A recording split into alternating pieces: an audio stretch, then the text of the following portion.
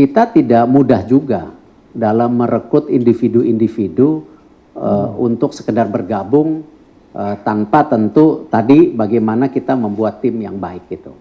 Ya, saya yakin dengan Patrick Kluivert bergabung, terbukti banyak asisten yang dia rekrut juga itu ya dengan standar yang tinggi. Bahkan ada beberapa pemain yang sebelumnya masih ada pertimbangan, ya, tetapi terus bahwa kita ngelihat ini kesempatannya makin besar, ya itu pilihan.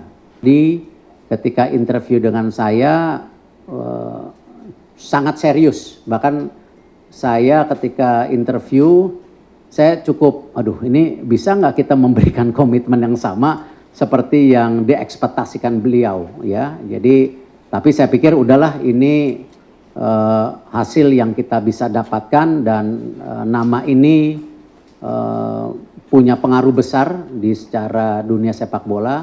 Jadi saya pikir ya ini pilihan yang terbaik saat ini yang kita bisa alignment dengan seluruh komponen tim nasional kita.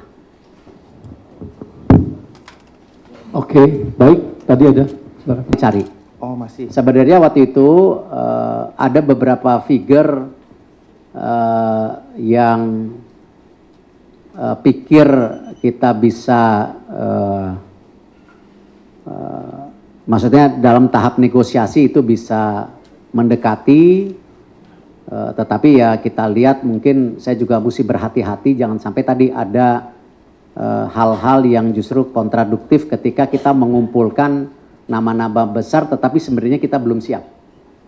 Nah, Jordi Cruyff dari interview saya coba engage sebagai technical advisor dan dia bilang abis ini kita akan lakukan ini.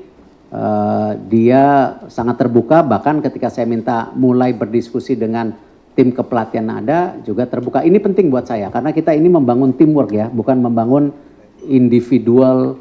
Apakah ini Erick Thohir sebagai ketua umum, apakah ini Exco, tidak. Yang kita bongkar selama ini 2 tahun terakhir bahwa PSSI ini merupakan sistem yang dilakukan secara tim bukan individual base. Memang ya saya sebagai ketua saya minta kepada Exco untuk diberi kesempatan memimpin. Tetapi ya tentu beberapa diskusi kita sangat terbuka dan ini penting dalam membangun tim nasional kita karena ekspektasi dari masyarakat makin tinggi, ya.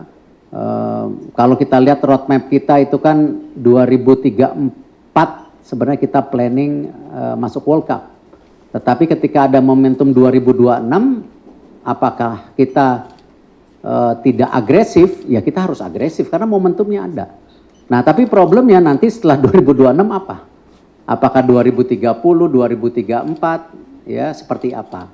Sama mungkin banyak pihak kecewa dengan kita tidak tembus U20, ya. Tapi sebenarnya kan upaya-upaya yang kita lakukan sudah maksimal. Tetapi memang hasilnya belum ada. Tetapi apakah itu menurunkan daripada kemauan kita juga mendorong U17 kita masuk Piala Dunia? Jangan-jangan karena U20 gagal ya udahlah kita enggak, kita tetap mesti agresif.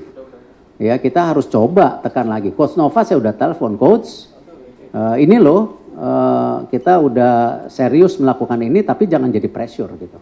Ya harus berbuat yang terbaik, harus coba kita mencapai target yang ada gitu. Baik, silakan.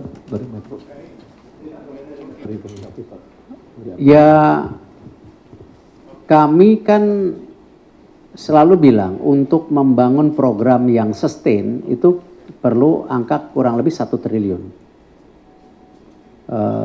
Tentu bagaimana kita mendapatkan komitmen itu ya tidak bisa bergantung terus dari pemerintah. Seperti yang saya sudah sampaikan di tahun 2023 itu pendanaan dari pemerintah 120, kita bisa mendapatkan dana dari publik, dari sponsor, dari tiketing, dari TV itu kurang lebih 250-an. Nah tahun ini dengan program makin besar lagi, ya kita perlu 650-an, di mana dari pemerintah 220-an kita mencari lagi sisanya, ya 400 lebih. Kalau teman-teman ngelihat kemarin kenapa saya juga menandatangani tambahan sponsor dari sebuah mobil listrik, ya kan? Ya itu bagian kita juga berupaya untuk dapat pendanaan lebih, tidak tergantung hanya pendanaan pemerintah. Ya memang tidak mudah, ya tetapi ya sampai hari ini saya rasa 2 tahun terakhir semua program belum tersendat, ya. Tim putri masih juga sekarang TC di Jepang setelah tanding dengan Saudi, ya kita coba push. Karena ini yang tolong dimengerti oleh teman-teman media, kesuksesan sebuah program itu pun harus ada pendanaan. Nah, dan jalan seiring dengan kepelatihan yang bagus, pemain yang bagus, dan juga bertahap kita membangun grassroots kita. Ya, ini pilihan-pilihan yang kita harus lakukan, ya.